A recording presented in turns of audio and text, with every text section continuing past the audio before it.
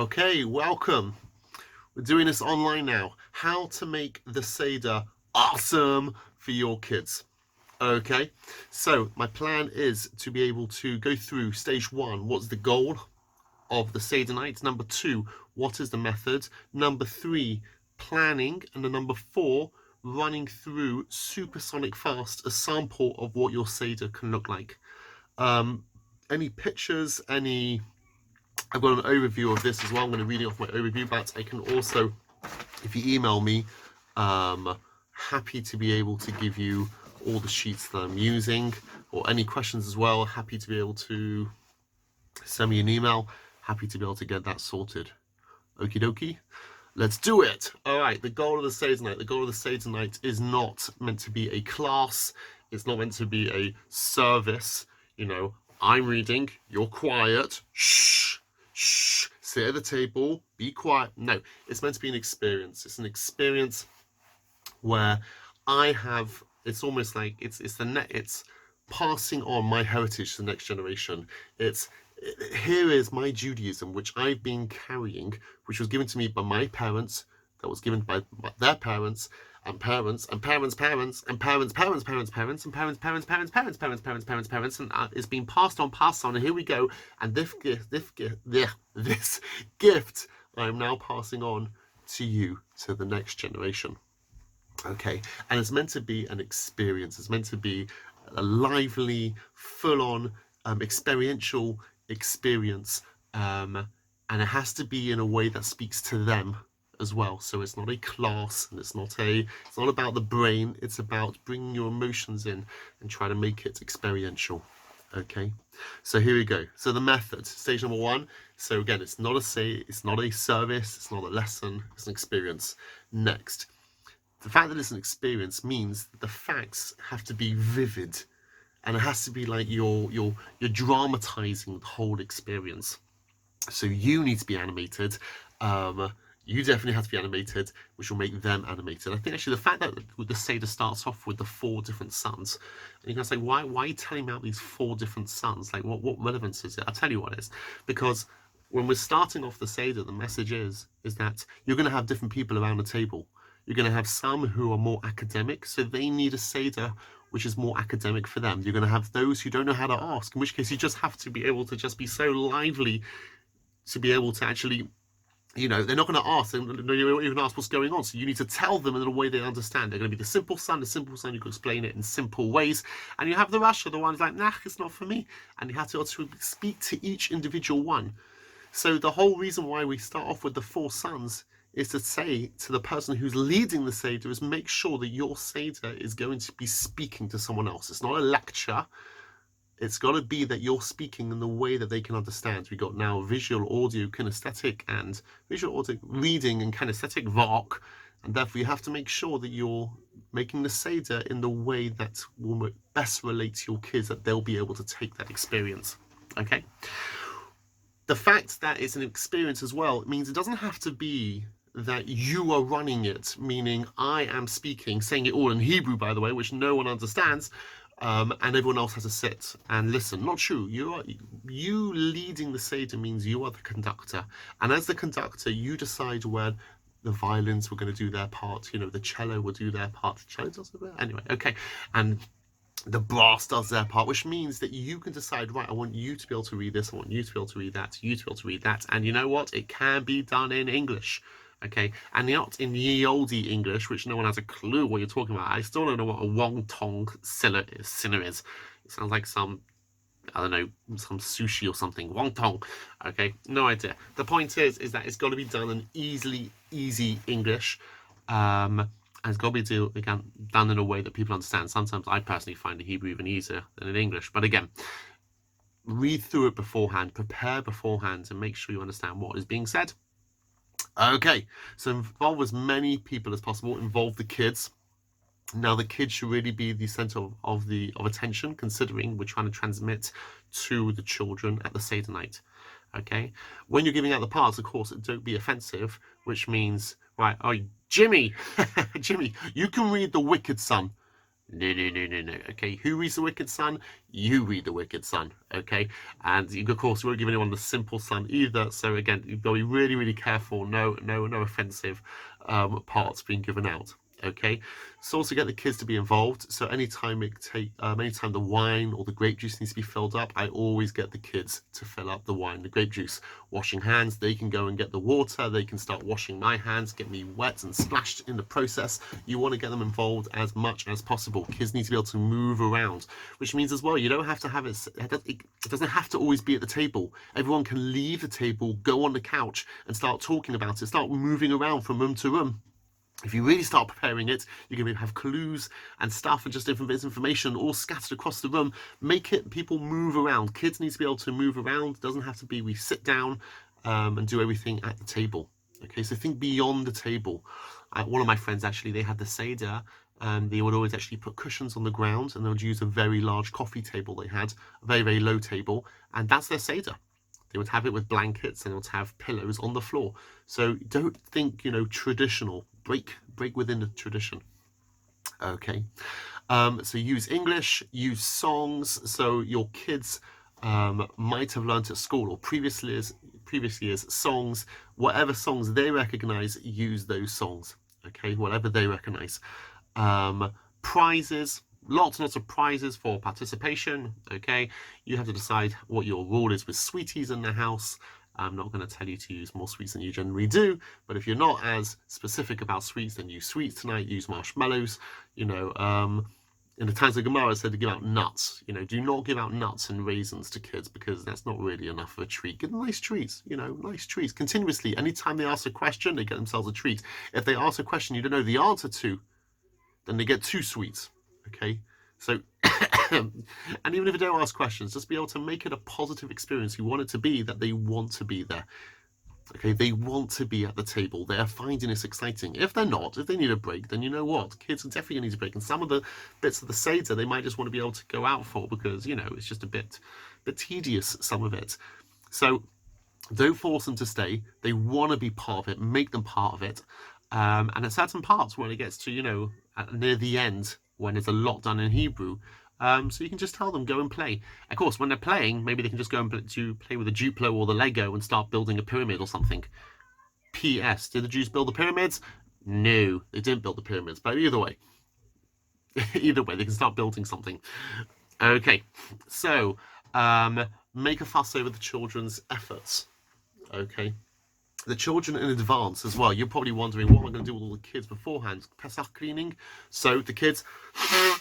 I remember when I was young, my sister and I, we used to make posters. So all the walls before the Seder night were filled with all our drawings. We had, who knows 1, 2, 3, 4, 5, 6, 7, 13, all on the wall. We had the 4 sons on the wall. We had the plagues on the wall. And every single Seder, I remember, I used to always start making these drawings. My sister made drawings, big pieces of paper. All the walls were plastered with all these pictures. And then on Seder nights, you can look at them, you can talk at them. Talk about them and open up conversations. So it helps you in the run-up as far as wanting to be able to get some cleaning done. And also the kids want to be able to show off their work. I remember one year as well how we prepared, my sister and I prepared a song. Put your hands on your matzah and tell me it's so yummy and so delicious. Put your hand on your matzah. You can realize how old I am over there. Okay. If you don't recognize the tune, that just shows how young you are. Okay, so by the way, there is a website. Okay, I don't know what it's called. It's Walder Education. Okay, Walder Education. That's backwards, I'm sure. WALDER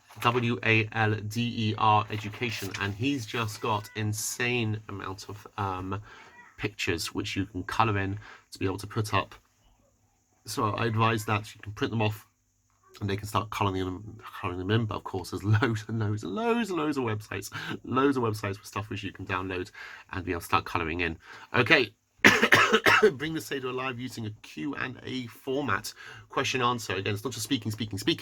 You can ask questions. Feel free to leave the text. Yes, feel free to leave the text. Okay. look at the text beforehand again in your preparation, and then realize, how can I do this in a question answer format? How can I bring out stuff? When you actually look at the Haggadah itself, some of it is quite technical, some of it's quite dry, but the mitzvah is Ki'ilu hu yatzam Mitzrayim. The mitzvah is you're meant to view yourself as if you were there. And for that bit, for really to do that, is you probably actually want to leave the text of the Haggadah, okay, and then start talking about the story of leaving Egypt. And that's actually how you fulfill your mitzvah, talking about the story of leaving Egypt. Of course, you've got to do the technical things. You've got to have the matzah. You've got to have the 4 cups of wine. Okay. You've got to talk about Pesach, the Korban Pesach, the offering, and you've got to talk about the matzah and the maror, the bitter times. But if you talk about it loosely and you start actually really discussing it, then actually that will really bring it to life. Okay. So use question answers. After, don't just say, and this is what happened, that was happened. What would you feel? How would it be? And you can ask these questions about asking how the kids, their emotions. Imagine they're there at the time. It doesn't have to be questions like, who knows what number 7 is? You know, where the answer is either you do or you don't. If they do know, then they'll love the question because they can get to show off, which is great. If they don't, then it's not fun. But there's certain questions you can ask, open-ended questions, where there's no right and wrong, but it brings the kids in. So imagine you're in Egypt, okay, and you're wondering where Daddy is, and Daddy's been out for such a long time. And you know he's really had to do really, really hard work, and you're waiting and you're waiting. It's like he's still not back. Finally, okay, 3 hours later, you know, late at night, he comes home and he's exhausted. It's like, Daddy, what went on? He said, I had such a hard day today. I had to work really, really hard, carrying these really, really heavy bricks. And as I'm about to leave, then there's the Egyptian who says, hey, I need my house cleaning. Can you come and help me clean my house? And I couldn't say no, because you know what's happened if I say no. I couldn't say, so I had to go up and clean. And you were waiting the whole day for Daddy because you want to spend some time with Daddy, and now Daddy is so tired, wants some sleep. How would you feel? Do you think you would ask Daddy to play with you? You let Daddy have a sleep? Always let Daddy have a sleep. Always let that. You know, so just be able to discuss that, or what would you feel? What would your emotions be? To be able to get them to be part and to feel what it was like to be in Mitzrayim. Okay, right. If you have a nice, beautiful Devar Torah, nice, beautiful, beautiful thing to be able to say in your Haggadah, keep it to maximum of 3 minutes. Don't go longer than that. You want lots of tidbits, continuously, lots and lots of tidbits, peppering throughout the whole Haggadah. Beautiful idea, beautiful idea, beautiful idea. Also pacing yourself as well. That if you're going to spend so long before, again, the real Haggadah starts at Magid, where Manish Shana, they ask the 4 questions, and the answer is, you know what, we used to be slaves in Egypt. That is really it. Everything before that, there is so much to talk about before that, but you're not really getting to the meat and potatoes, so to speak, until you actually get to the bit about Magid, which tells the story about leaving Egypt. So don't spend hours and hours, or however long, don't spend ages on the first part before, and then just have to rush through the story. You want to get to the story of leaving Egypt, being in Egypt and leaving Egypt. That's the major bulk. So pace yourself and don't start talking about lots and lots of stuff in the introduction. Oh, beard was like 70 because he grew a beard overnight, etc., etc. Either you know that or you don't. But either way, don't focus on that. Focus on the story of Egypt.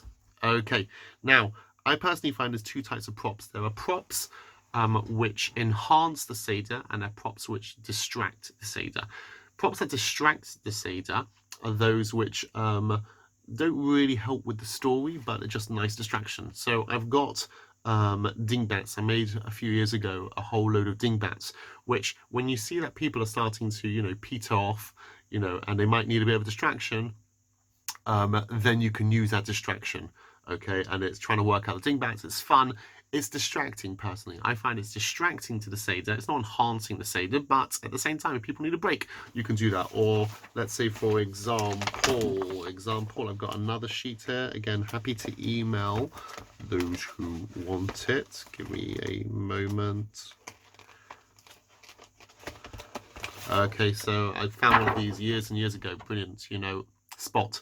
Pesach Finder, Spot, how many bowls of Charoses Maror. Again, does this enhance the Seder? No. It's a distraction for the Seder, but if anyone needs a break, then they can use that for the break. So there's some things like that you want to be able to use. And then there are other types of props which are enhancers. Enhancers, it helps you feel like what it would have been like in Egypt. So for that, I also have some of those. So for example, this is in the British Museum. This is Ramses II. You can find the pictures, or I can send you this picture, this photo, which I took when I was there.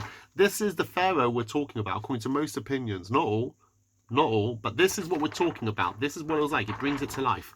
I'll show you this other picture, okay, on the other side, which I love. Now, for a while in the British Museum, actually, it was under construction, so you couldn't see it, but now I think it's not. And this is unbelievable. What do you see over here? Tell me, what do you see over here? What do you see over here?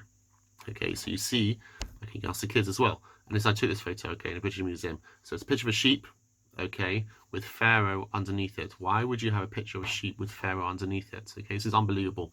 So the Egyptians, they had many gods. They believed in many gods. So the Egyptians, okay, so the sheep was considered a super god, okay, Khenumra. I think it's called Khenumra, okay, which is a super god. Now, inside the sheep is protecting the Pharaoh. Now, Pharaoh, he said that he was a god, which means that if Pharaoh is underneath the sheep, that means the sheep, the awesome mighty sheep, is even protecting the Pharaoh. Now, when the Jewish people were told, you're going to have to go and take the little sheep, tie it to your bed for a few days, and then you need to shecht it. What do you think the Egyptians thought about that? That was utter chutzpah, major chutzpah. Go and take not just any god, but the super god, the god that protects Pharaoh, and go and kill it, and then eat it? Now, can you imagine how scary that would be for Jews, who all these years have been slaves and now been told to take the most powerful god the Egyptians find and be able to eat it? This is a real scary situation over here. And now you start realizing, wow, what would it have been like to be in those days, to be able to do something so chutzpahdik as that? Wow, that's kind of scary. So that's one, enhanced it. Or, so again, I, in previous years, have bought live locusts. You have to realize, by the way, they're muksa. You're not allowed to move the live locusts. So if you have them, you have to stay inside the cage. And I just covered up and then opened it up. But when I had the locust, it wasn't just like, locust. It was, okay, I want you to look at that locust. Now, there were millions and millions, billions of locusts. I want you to imagine now, okay, you see how many locusts there are?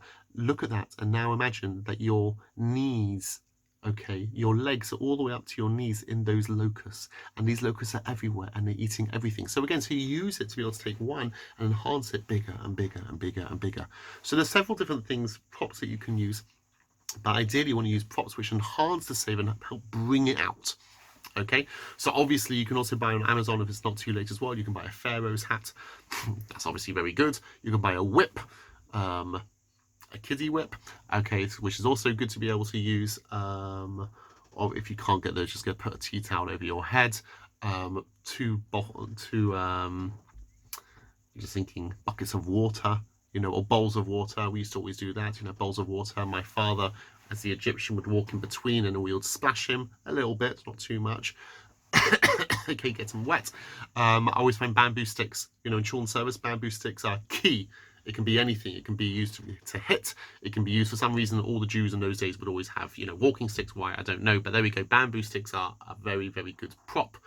If you buy an advanced, you know, blue tablecloth, or very, very long cloth, blue, be able to make that into the sea, split it in the sea. Okay, so you want to think in advance about how many props you can really have. Okay, next. So I've never understood why people do this. Okay, so they have the whole table laid out, you know, a nice, you know, china plate right in front of me with a plate on top of it, you know, and then you have a cup and you have the cutlery, and there is nowhere to stick your haggadah. You're trying to stick your haggadah on it, but there's no space. You're trying to lean, you can't lean. It's like, why? It's going to take forever to get to the meal. So move that all the way. Take all the plates off. You don't need the plates. You need to have the matzah in the middle. Excuse me, you need the Seder plate in the middle. You can have your glasses of wine, stroke grape juice, but you don't need any plates and cutlery, crockery. Get rid of it. Get rid of it. Now, of course, you want to speed things up as well, okay? When you finally get to the meal, okay, you don't want to have to start laying it out.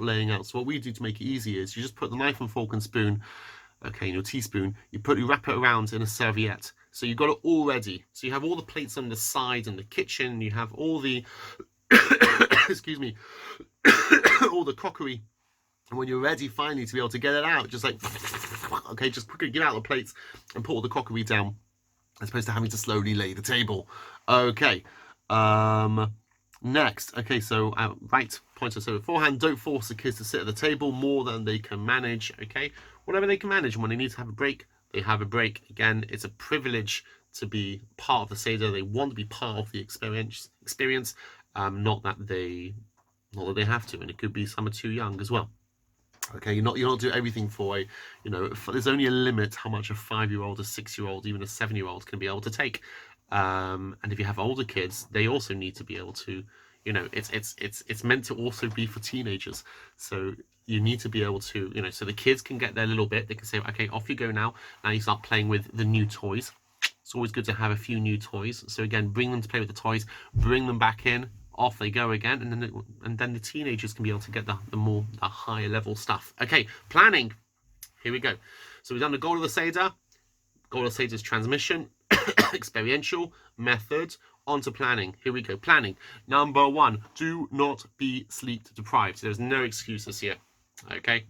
Or maybe it's a bit bombastic me saying that. Okay, but if you're at home, then you should have more sleep anyway. But don't be sleep deprived. Okay, the last thing you want to do is run this thing when you're half asleep. Okay, you must not be sleep deprived. The kids themselves also should have an afternoon nap because it will go on late. Now, I don't know what the times are for this year, but actually there's a time when you're meant to start the Seder. Okay, when I say start the Seder, I meant Kiddush. So you can do whatever time that is. You can always do the bits beforehand, but Kiddush has to be done by a certain time. And you know what? If you're doing a Seder, it's worth doing it halakhically correct. So I don't know what that time is, but you're not allowed to start the Seder before a certain time. So find out what that time is. Email me, email, look around. And so that means that the kids should go to bed during the day, in the afternoon, to be able to stay out for the night, because there's also going to be prizes and presents as well. Afikomen, so they'll go to sleep. Okay. You have a sleep, they have a sleep. Next, okay. Plan out how to pace each section. We've done that. Okay. Now, how do I know the story? How do you prepare for the story? So here we go. This is vital. This is really, really vital. If you have, if you're listening to this not one day before the Seder night, okay, and you got time and you can actually order it, okay, get this book. Simple as that. Just get this book. Let My Nation Go. Okay. Now this book, Let My Nation Go, Joseph Deutsch. Okay. I don't know if you can get it as a, if you can't get the hard copy, I don't know if you can get it on, what's it called, as a Kindle. I don't know, but it's unbelievable, okay? They turns the whole, basically, the Midrashim tell you extra details which are not written in the Torah. Not every Midrash, by the way, should be taken literally. Seriously, yes, not literally. The way this is written, actually, they've taken every Midrash literally. So, if not...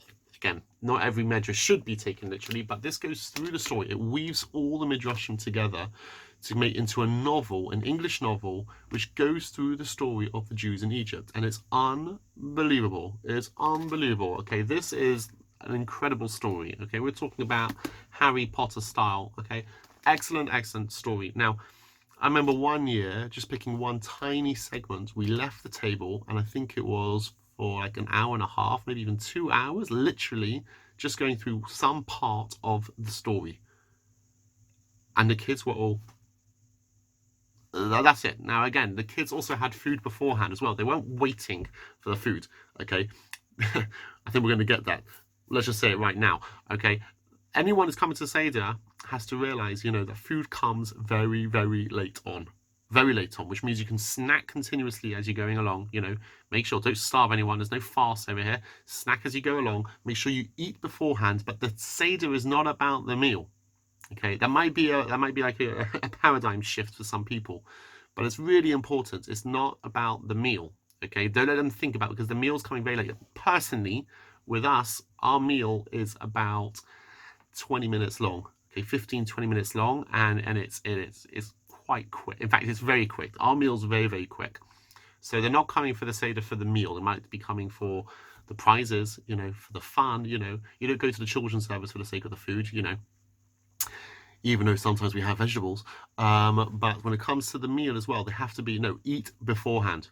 Eat beforehand. It's about the experience we're going through here, not the meal. Okay, so read through this. Okay, out of anything, if you read this and you start saying a story, that will be a different Seder. There's nothing more to say. That is the number one thing you could do. Now, let's say you're listening to this too late, or you're not taking my advice, then the next best thing, and it's not as ideal, but the next best thing is then you read the Medrash says. In the Medrash says, you read the bits about the story of Egypt inside here, and then that also gives you quite a lot of extra details, which is quite also phenomenal. Is it as good as Let My Nation Go? No, it's not as much detail, but it's still really good. But you can't really talk about the story if you don't know about the story. You know the basics. Yeah, the Jews were slaves, you know, a 10 plagues, splitting of the sea, they were free, but there's so much more detail. And the better you can say the story, the better it is. Okay, and you don't want to read it out either. Basically, go through it, plan it, pick the bits out of there that you want to be able to, you know, you want to be able to do. You can turn it into a play if you want, but just, yeah, go through. It's a very interesting story. The story sells itself, so to speak. Okay. Next, I personally am very into defacing.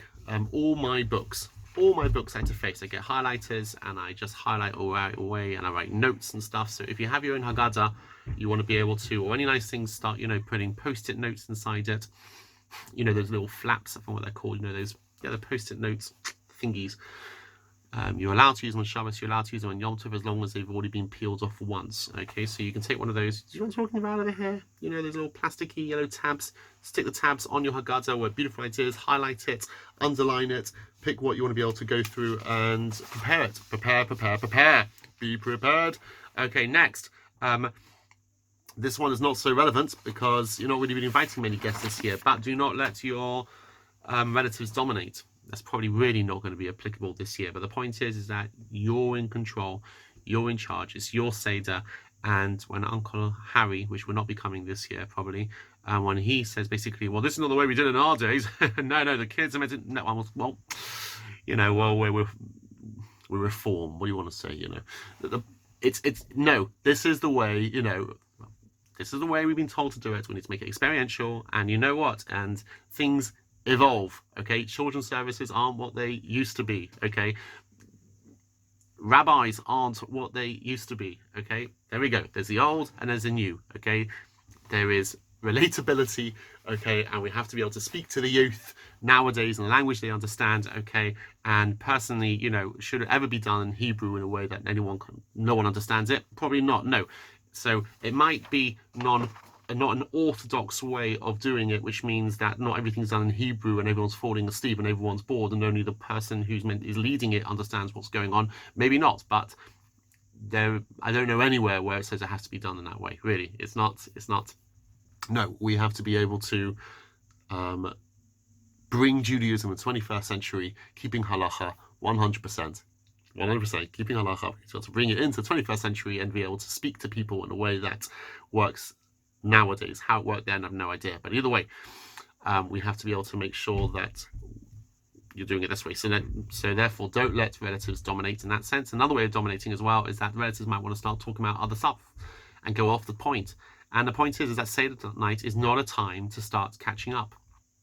Really? No, it's Seder night. It's not a time. You've got plenty of other times. Seder night is not the time to start talking about anything other than to do with the Seder. Now, if you really, really need a break, then during the meal, again, which is not the main focus, that's when you can start catching up and talking about the virus and everything else, which was not about the Seder night. But otherwise, really keep it focused on the Seder night. And again, not that, you know, they're off there doing their own talking whilst you're trying to be able to just get on with the point.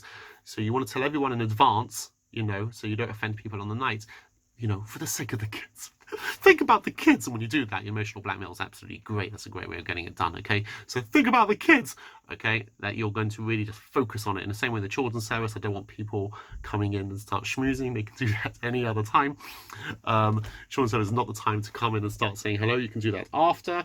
Or you can do that on the main show. Oh, no, but the point is that when it comes to the Seder night, we're focusing on the kids, okay? There we go. Every year, this is where I'm struggling right now. Every year you need new ideas, new props. Don't do the same thing over and over again. You need to always make it new. You bring chiddush, new insights. Everything, it always has to be new, okay? Don't ever want it going stale.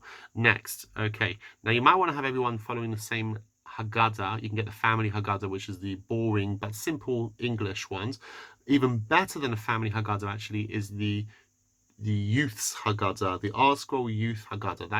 Now that one is nice English, even easier English, and it's got pictures in it, and I don't see any reason why adults also can't use it. Okay, so I would get everyone using the Art Scroll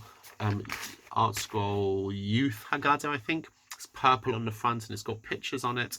Everyone should have that. But if you want to splash out an unbelievable, beautiful Haggadah, some of the pictures might be a bit too gory for the young ones, is this Haggadah. And I've had this Haggadah for quite a few years, and it's also unbelievable.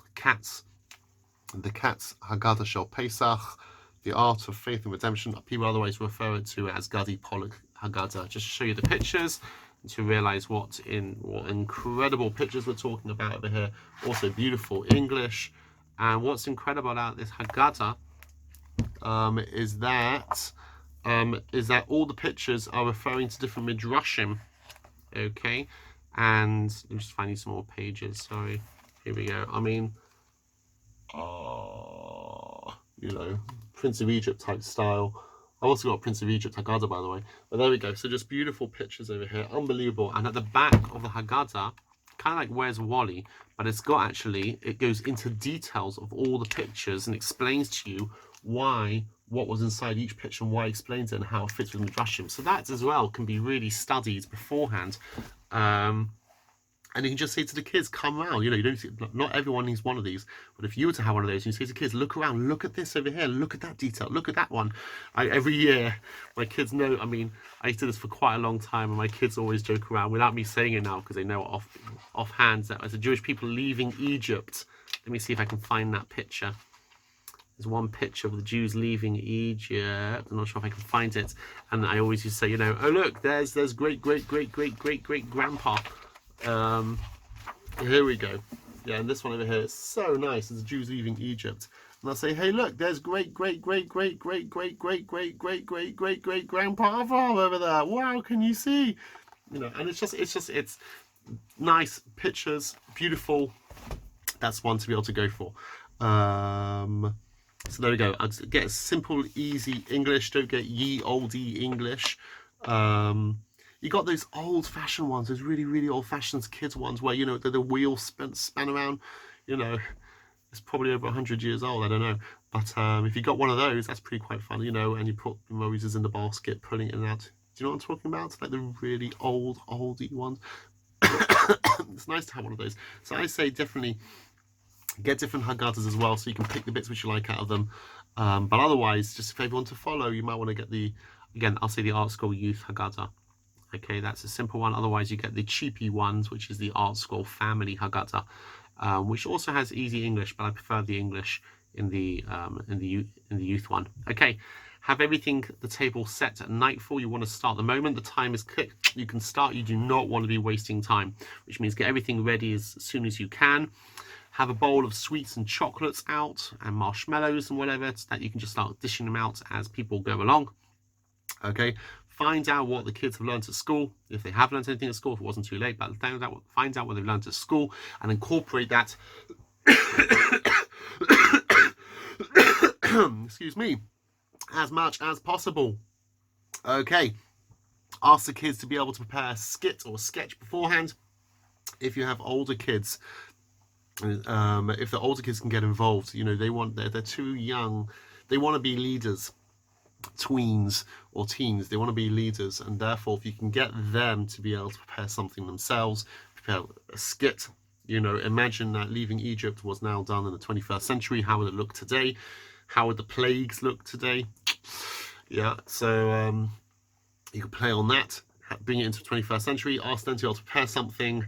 You can prepare something with the younger kids. So there's that. Next, so when you're drinking wine, you're meant to actually lean. Okay, you're meant to lean on the left as you're drinking wine. I don't know if you're seeing it as the right or the left, but anyway, this is my left. And it's always nice to have pillows. So we bring all our pillows downstairs. My kids actually have made pillow covers. Could be actually as an activity beforehand. You go to, I don't know, buy some cheapy pillow cover and try to get some permanent markers and ask them to be able to actually design their own pillowcase to be used on Seder night. That might keep them occupied for a little bit. And then everyone has the pillows to be able to lean. So it's always fun bringing down all those pillows. Okay, next, mix your drinks. When I say that, I meant as follows. If you're going to start off with the real hardcore wine, you're going to drop, okay? 4 wine glasses, you're finished, okay? More as well, it gives you a real stomach ache with the matzah. It took me a long time to work out actually why was I going through so much pain when I'm eating the matzah, and I realized actually it's wine and matzah make a horrible, painful combination. If you have grape juice, then you're so much better. Now, according to some opinions, you should have a little bit of a kick, apart from medical reasons, in which case speak to your local Orthodox rabbi or doctor, but it should ideally have a little bit, not about the kids by the way, for adults there should be a tiny bit of a kick. So I mix my drinks. I have it mainly grape juice with a little bit of wine inside there to get a kick, and I have my glasses. But you know, start off with the light stuff, and near the end, when you're going to do more of the singing, then if you want, you can go to the hard stuff. But don't start off with the hard wine, and then you can't even concentrate, you know, because you're so, you know, it's just your head is spinning. You don't want that. So mix your drinks. Also, make sure that people have wine that they like. You know, so I use Kiddush wine. But, you know, if it has dry table wine, I'm not into wine. I'm sure someone is. But only do stuff which, you know, people enjoy the taste of. Okay, prepare little prizes for Afikomans. No, you're not going to buy a brand new, you know, games console as an Afikoman prize, I would hope. But make lots of little prizes to be able to keep them awake. Okay, put the kids' drawings on the walls. We have done that. Okay, so that's that sheet done. Okay, the goal of the Seder, the method of planning. Okie dokie. Next, okay, what I'm planning to do now is let me run through supersonic speed. I'm going to run through the Seder. Okay. Now, does every single bit of the Seder have to be said?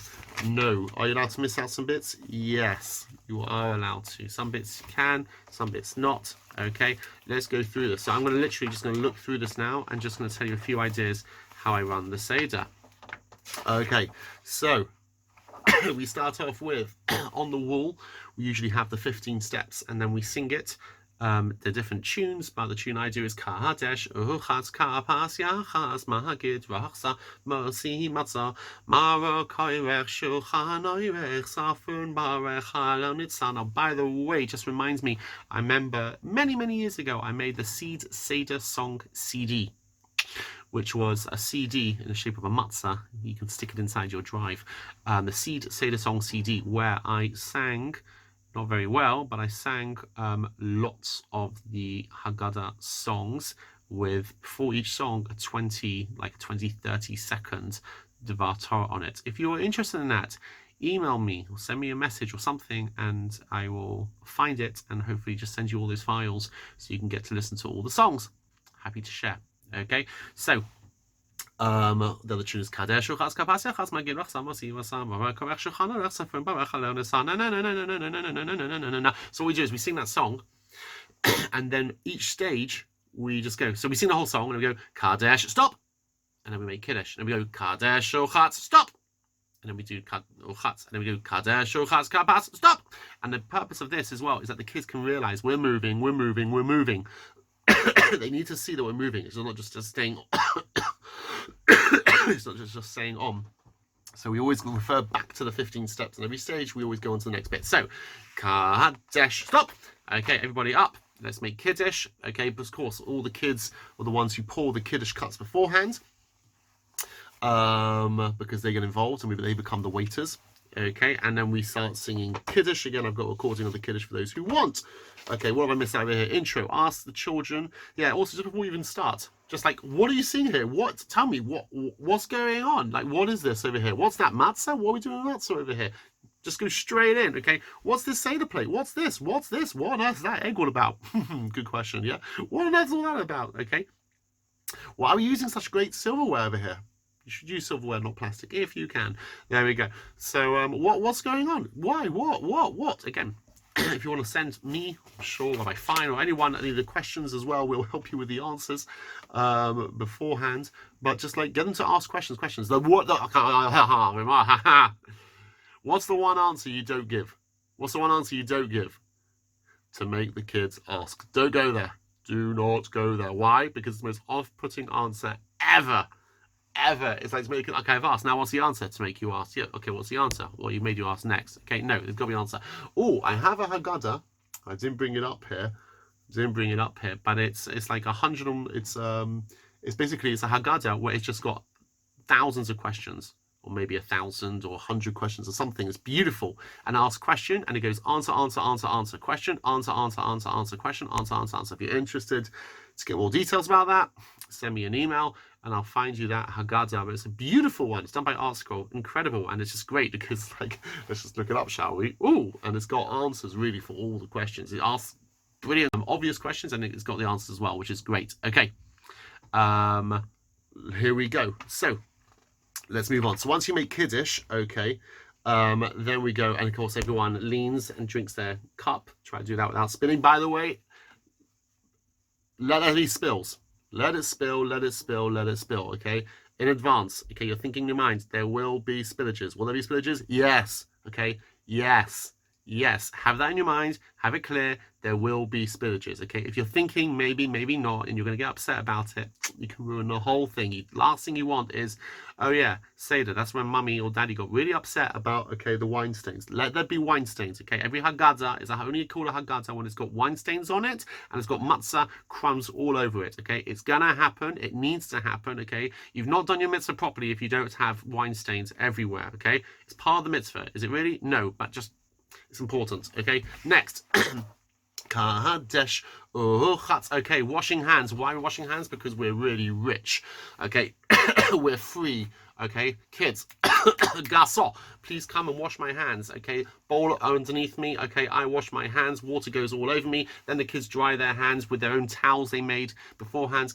Yeah, if you could get Fluffits or whatever. Fluffits is the 80s, sorry. Whatever, if they got different pens to be able to make the towels, do that, okay, and then they dry my hands, okay. Kadesh, stop. Okay, fine. Now you get a bit of potato. Don't use celery. I mean, don't use greeny type thingy. I don't know, horseradish. That was not what I'm thinking of. Don't use horseradish, and don't use that greeny thingy. I don't know what it is. Whatever. Use nice things. You can use a banana if you want. Anything hard zama. Potato, banana, probably pineapple as well. Try that one, okay? There we go. And you dip it in the salt water, okay? Dip in the salt water. Why are we dipping in the salt water? Okay, because of tears. Why tears? Because we were sad being in Egypt. Okay, fine. That's really confusing because we just washed our hands, meaning we're free, and now we're dipping in. Sorry, so dipping in also when you are as slaves, you don't have time for the ketchup and the mustard, but we're so free, we have time to be able to dip and take my time. Okay. So why am I doing it in salt waters? Which is surely that we're sad. We're sad. We're happy. I'm so confused. It's coming up. Okay. Okay. Yachatz. Kadesh. Uchatz. Kapas. Yachatz. Stop. Okay. Take the middle matzah. I always make a whole big thing about that. Is the top matzah, the bottom matzah, the middle matzah? Oh, it's so confusing. Take the middle matzah, put it out, okay, and crack it in half. Take the bigger half. The old Haggadahs used to say, crack it in half, take the bigger half. And it's, how can it be a half if it's a bigger half? Anyway, okay, take the bigger one. Now, which one's bigger, kids? This one or that one? This one, that one, that one? Really? You think so? Okay, fine. Which one are we going to use for later? Which one are you going to be able to have for now? We're having the small one. We're going to keep that there. The big one we're going to have for later. Why? Because, you know, when you were slaves, you couldn't just eat all the food you got now because you have no idea whenever food's going to come. Put it inside the afikoman bag, okay, and hide it. Now, who hides it? I hide it. Do the kids hide it? No, because I'm not going to have any kid ransoming and saying, we're not going to give you that unless you actually give me a prize. Excuse me. Excuse me. Who do you think you are? If that's your minhag, you do that. But there's no way I'm going to get my kids blackmailing me. I can blackmail my kids. They're not going to blackmail me. So therefore, I hide it. Okay, so first I put it actually on my shoulder and say basically, okay, we're leaving Egypt. There's so many different messages. We're leaving Egypt, okay? We have the matzah on the back, or just saying, you know, oh, I'm going to hide this food because I don't know when I'm going to have food next time. When I'm going to hide it, make sure no one steals it from me. All kids, close your eyes, okay? And we're going to hide it in a good place where we can play hot and cold later to be able to save it till the very end. And hopefully the kids will stay up because if they find it, they get a prize. Not the one who finds it, they all get a prize. Otherwise, that's one way to make a huge argument. Okay, Mahagid. Sorry, Kadesh, Uchatz, Kapas, Yachatz, Mahagid. Okay, now we get into the story. Okay, this is now the major story. Okay, so this is where you can see basically, okay, so everyone, we're about to eat. Oh, but before we eat, several hours, okay, I've got to tell you this story. Oh, wow, this story, okay, which happened to great grandpa and grandmother. You got to hear this story. This is a real true story which has been passed down to us, okay? Now, you start off with ha lachma, and you lift up the Seder plates. Di achalu hatana ba ba ba ba. Damisayim kol dichvini sevi echol kol tisvichi sevi sachashata hachal lashana haba ba Yisrael hashata avdei lashana haba b'nei chovim. Okay. So this is the bread of the poor person. Okay, it's poor because so much deep lessons over here. But there we go. That we didn't have time to be able to make a break because when you're slaves in Egypt, what would we eat? Matzah, because you just got to eat quickly. You don't have time to be able to let it take time and let it rise. You just take it straight out the oven, eat it, and get back to work. Okay. Okay, so and we're saying over here it's very important to be able to, whoever was hungry, come in. So it's very important to be able to invite guests. Nebuch this year we can't invite guests. How sad it is, but please God, we should be able to invite guests in the future. Amen. Okay, now comes to Manashana. Manashana only if they want to do it. What did I just say? Only if they want to do it. It's not basically you're the youngest, do it. No, do it. Don't you know this is tradition? You have to do it. They do not have to do it. Only whoever wants to do it. And what happens if the oldest one wants to do it? Then they can also do it. What happens if they all want to do it? Then they all sing Manish Chana. What if they want to do it in Yiddish and I have no idea what they're talking about? Yeah, my kids all do it in Yiddish as well. Okay. Tatala. Okay, so Manish Chana, Halala Hazeth. You've got the 4 questions. The 4 questions for old over here is really one question, which is what on earth? What on earth? Okay. We're eating matzah. Matzah represents free and slave. Free because we ate that when we were free, and also as we eat slaves. So we're happy, sad. Not sure what that one's about. Okay, tonight we eat maror. Maror is sad, bitter herbs. Okay, it means because we're slaves. Okay, now we start dipping. That means we're rich. We're leaning. It means we're rich. I don't understand. We're happy. We're sad. Answer is next bit. Avadim hayinu. We were slaves, and now we're free. So tonight it's remembering about that we were slaves and then we became free. With Avadam Hayinu, that's when Sephardim, I believe, have a nice minhag where you get the spring onions and you start smashing each other over the head. Okay. You don't necessarily need to be so violent, but you get the kids to be able to start being slaves, or they can be the taskmasters. You get the whip, okay, and then you start saying they were slaves in Egypt and now we are free. That's the beginning of your acting. Okay, moving on. Here we go. There's a story, basically, now the whole next bit, there's a story of Eliezer, Rabbi Yeshua, and they were all inside, they were all talking about the Haggadah until they woke up in time for the morning. It's time to say Shema. And that is pretty much just trying to say is that each one of them had an excuse not to be able to talk about the Seder because one was a Kohen, one was a Levi, one was a convert. They didn't have to talk about it, but the point is they did. So all that's trying to say is there's an introduction, really, for the person who's leading it. By the way, it's a mitzvah to talk about it. Good. The next one talks about when is it a mitzvah to talk about the Seder? Tonight. Good. Next. Okay. Baruch hamakom, baruch hu, baruch shenatan Torah, shenatan Torah moisah, baruch hu, baruch hamakom. Okay. Blessed is the ever-present one. Baruch is him. Baruch, the one who gave a Torah. Baruch hu. There's 4 Baruchs, which means every single child is Baruch, is blessed. Okay, there's 4 different children. You can do that in English, you can do it fast, but again, this is not the Seder. All it's trying to say is it's a message for the one leading the Seders. Make sure you make it relevant to all 4 children. Next. Okay, next one is you might start thinking actually the mitzvah is to be able to do it another night. No, the mitzvah is to be able to do it tonight. Okay, it starts off with the story. Okay, now is originally, you got to realize that Abraham's father was Terach, who had idols, and therefore it's not that we're so amazing, that's why we were saved. In fact, we came out from idol worshippers, but rather Hashem saved us. Why? Because he loves us. On to the next bit. Okay, thank you Hashem for making sure that the Jewish people were saved. Why did he save us? Well, always, and back in the time with Abraham, Hashem promised Abraham in something called the Bris Ben Besarim. He said that I promise you that the Jewish people will become slaves and they will also be free. Why are we thanking Hashem for making us slaves? That's a whole nother talk. If you want to send me an email, I'll send you the link to the talk I've just put online, going into more depth on that. Okay. Thank you, Hashem, for promising to save us. Vahishi Hamda Lavaseinu, or Vahishi Hamda Lavaseinu Velanu. Thank you, Hashem, for being able to save us. It's not only just once we had enemies trying to kill us, but rather every single generation there are people who are trying to kill us, and we're still saved. Beautiful page inside over here, where with the smoke you get to see all the different enemies throughout all the generations, which Hashem saved us. You look at the back of that Haggadah to show you what each one represents. It's unbelievable, awesome. Okay, now this whole next huge chunk, okay, this whole next huge chunk goes into, what it does is actually it has the Pesukim, it has the verses, and it goes into depth of the verses, how we know about what happened to us in Egypt. Dare I say, check with your local Orthodox rabbi, okay, all this page, which is pages and pages and pages now, and pages here, boom, this is where you now talk, this is where you go through the story. Okay, that's the bit where you do the mitzvah of going through the story. Okay, in your own words, make it real, make it proper. Once you've done that, okay, so if you want to read it, you can read through it, but the mitzvah is to talk about the story, and that's when you really want to get to the story and go through the story of the Jewish people being slaves and the Jewish people being saved. Okie dokie. Then you start then you say that there's the 10 plagues. Okay, and you go through the 10 plagues, dance, Fadea, Kinim, Arov, okay, and once you do that, you start dipping in. Why? Because it's not so great that Egyptians got punished. We're not happy.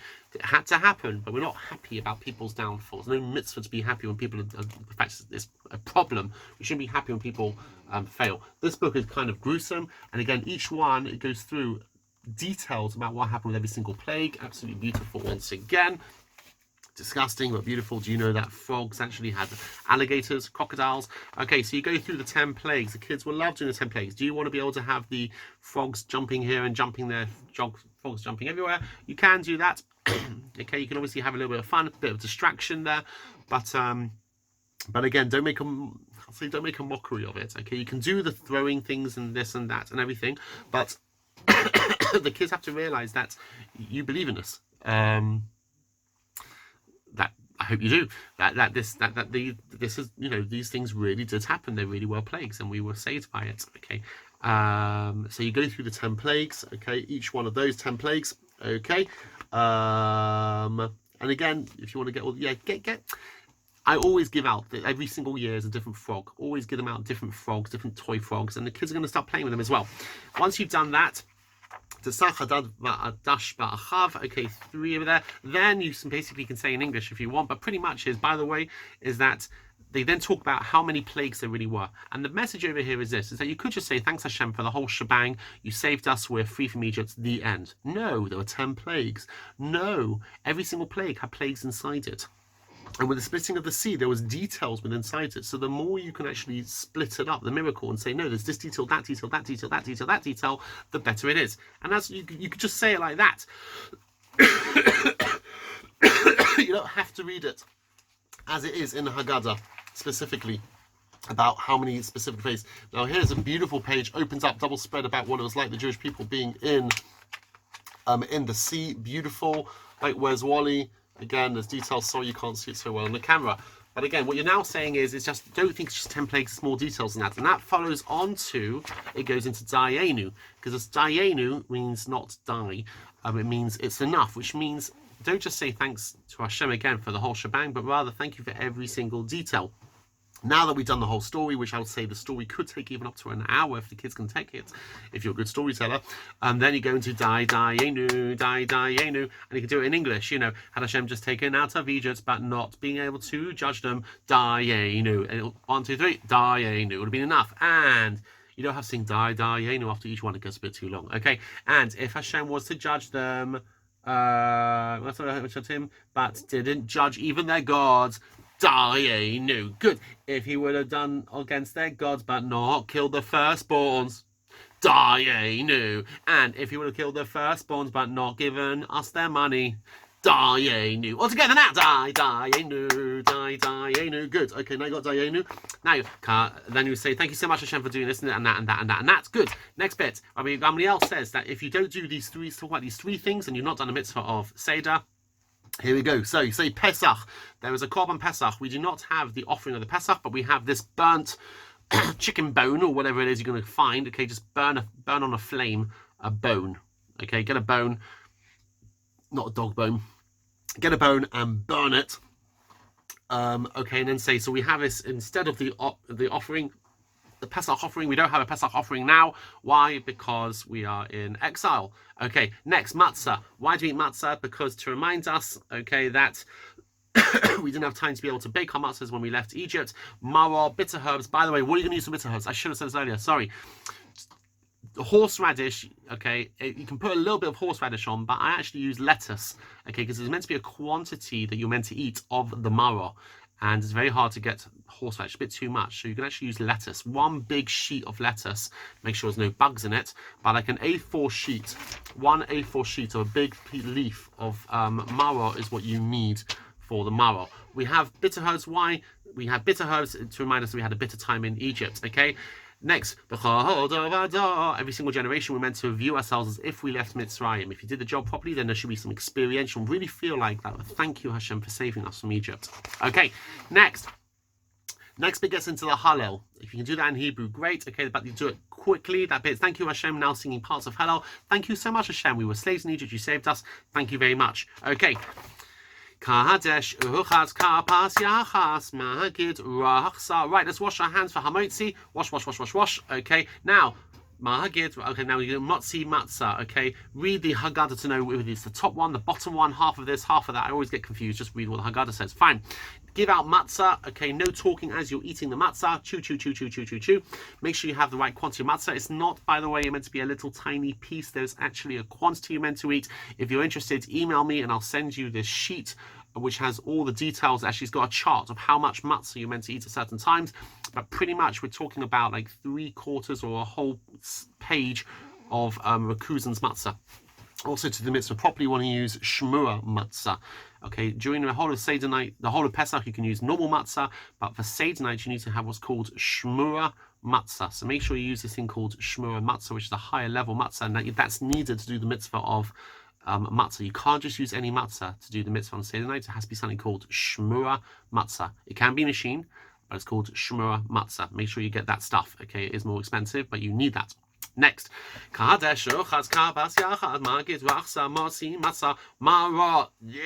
sure you have the maror. Again, make charoset. Beautiful. My wife makes amazing charoset. How does she make it? No idea. Send me an email, okay, and then you can get her recipe. Beautiful charoset. I like to put lots of on because I really don't like the lettuce, okay. Then Shulchan Aruch, eat the meal. I eat the meal supersonic fast. You can take your time, but again, it's not about the meal. It's about the story beforehand. Saffron, great. Now you've had the meal. Now you're going to find the afikomen, hotter, colder, etc. They then find it, and then they're going to get their prizes. Woohoo! Okay, then you go Barech. Now you're going to start benching, and then we're almost like home sailing now. So you start singing the benching, Baruch Ata after Shir Hamalas Kus. Then you go for the third cup of wine. Okay, and then you pour the cup for Eliyahu Hanavi. If you're not done at that time, you open up the door for Eliyahu Hanavi. Now, do not, in my opinion, in my non-humble opinion, it is my view, do not drink the wine, okay, when a kid's not looking and say, oh, look, Eliyahu came along and drank the wine. Why not? It's a longer conversation, but I personally feel that it's not good to trick the kids. I want the kids, especially, when it comes to Seder night, some of the stuff sounds like preposterous, what, like the 10 plagues spitting of the sea, but yet I believe that's real, and I don't therefore want them to be able to think, oh, in the same way that Eliyahu Hanavi drinking the wine was fake, so too were the 10 plagues and the spitting of the sea. It was all just one joke, wasn't it? No, it wasn't, and therefore I don't joke about that. I don't drink the wine and say, oh, look, Eliyahu drank it, because I don't want the kids thinking, oh, you know what, your parents also tell you when you were young about this, this whole thing about, the Jews escaping Egypt. What a joke that was as well. So therefore, I say, don't drink the wine and pretend that Eliyahu drank it. You open up the door and you say, it's kind of harsh this one, but you say, Hashem, please be able to get rid of all the enemies who are trying to destroy the Jewish people. Next, then you go into Hallel, which we do. Sorry about that. We do this very, very quickly. Sing through the Hallel, do the bits that you can. And all this is now saying, thank you, Hashem. As you're doing Hallel, bits you know the tune to read. Otherwise, the kids will not be interested in this bit whatsoever, and they're going to play with their toys. Okay, this is page and pages. Just read through it really supersonic fast. Read through it. Okay, whatever you can. The kids enjoying themselves, and then we get to the last fourth cup of wine. Drink that one, okay, make a bracha, and then Chasal Seder Pesach. Now that I finished reading the Seder night, L'Shana Haba B'Yerushalayim. Next year we should not be in quarantine. Next year we should be out. We should be in Israel. Mashiach should come. Amen. We should have a great year. And then comes all the songs, okay. Do whatever songs the kids know. If the kids don't know the songs, leave out the songs. You don't have to do the songs. Is it better? Yeah, okay. Now, if you don't know the tune, okay, then I'll send you the Seder song CD made years ago. Okay, who knows one? I know one. One is Hashem, one is Hashem, one is Hashem in heaven and the earth. You can do that in English, okay, with all the actions. So, 13 are the mid-dot attributes of Hashem. I don't know. 12 are the tribes of Israel. 11 are the stars in Yosef's dreams. 10 are the 10 commandments. 9 are the months before baby's born. 8 are the days of the Brit. 7 are the days of the week. 6 are the books of the Mishnah. 5 are the books of the Torah. 5 are the books of the Torah. 4 are the mothers. Kind of sexist, anyway. 4 are the mothers and 3 are the fathers, and 2 are the Luchot that Moshe brought. 1 is Hashem, 1 is Hashem, 1 is Hashem in the heaven and the earth. 1, 2, 3, 4, 5, 6, 7, 8, 9, 10, 12, 13. Okay, that's quite fun. And then you go Chad Gadia, Chad Gadia. Zabin Abba Beatriz, Chad Gadia, Chad Gadia. And I always do sound effects for them. And I've also got these. Now, if you want these as well, okay, I can find them for you. I think this was also done with World Education. I actually coloured them in myself. And then I made a PDF. I'm not going to do it each time. So if you want, I can send you the colour printout ones. Or the black and white ones, and you can colour them in yourself and then put them onto popsicles. Okay, and then my kids hold them up and then we all start doing this. What does it really mean? Very deep, very Kabbalistic, but also something which actually keeps the kids up till the end because they enjoy doing it. Yes, it is very deep. It's very deep, and there are messages over there. So you can use those different things. There are plenty more props, plenty more things, but that is a quick example of going through the whole Seder, and then you go to bed. Only to do the whole thing the next night as well. Again, if you have any questions, I think I've said this quite a few times now, email me, ask me questions, or even call me up if you have my number. Happy to be able to discuss anything with you. Really. I mean, I've got a lot more time now to be able to discuss these things. And hope you have an awesome, amazing, brilliant, superb Seder night. Let me know how it goes. And all the best. All the best.